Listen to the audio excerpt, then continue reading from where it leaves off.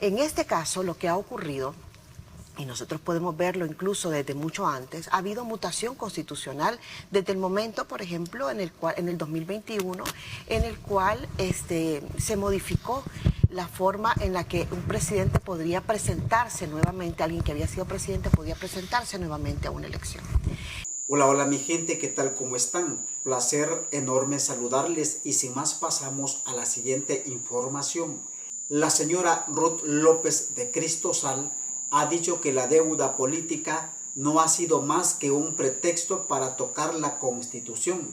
Además, la señora Ruth advirtió sobre el riesgo de reformas aceleradas a la Constitución. Lo que busca este proceso de reformas es realmente hacer un procedimiento express, ha dicho la señora Ruth López. Escuchemos. La reforma de la deuda política no ha sido más que un pretexto para poder tocar la Constitución y producir esta reforma de la reforma constitucional.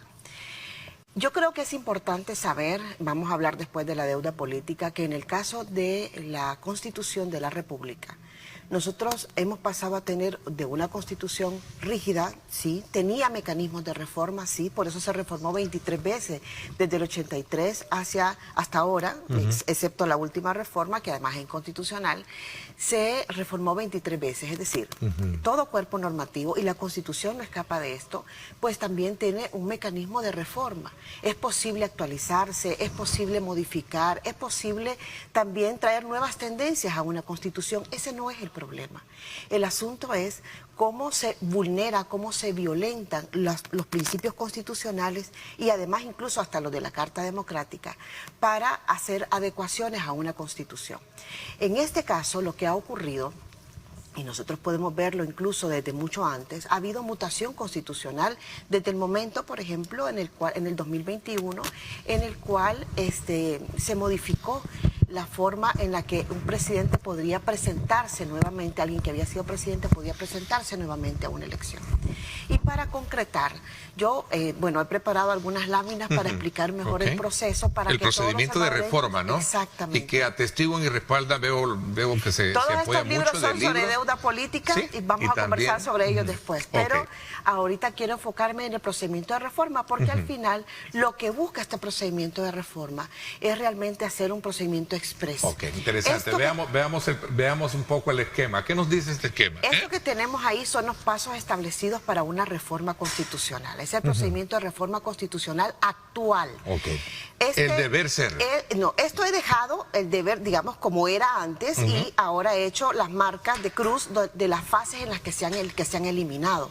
Porque yo creo que es importante que la población también sepa qué es lo que se ha quitado. ¿Por qué tanto alboroto, digamos? ¿Por qué tanta exposición y por qué tanta controversia sobre esto? Hay que decir que en estos momentos ya no se necesitan dos legislaturas, eso es lo primero. No se necesitan dos legislaturas, sino que en la misma legislatura, incluso el mismo día, puede ser modificada la Constitución. Hemos pasado de un proceso de aprobación del decreto legislativo a un proceso directo de ratificación del acuerdo de reforma en 2 sesiones. Y ya lo vimos el día de ayer, que creo que un medio de comunicación publicaba que había entrado la ratificación del artículo 110. Es decir, esto realmente no urgía, porque lo que ha ocurrido para modificar la Constitución es únicamente el uso de un pretexto con la deuda política, y lo voy a fundamentar después. Esto que tenemos ahí en pantalla con esta lámina es precisamente cómo se ha acortado el camino. Y desafortunadamente ese camino se corta encima de la población.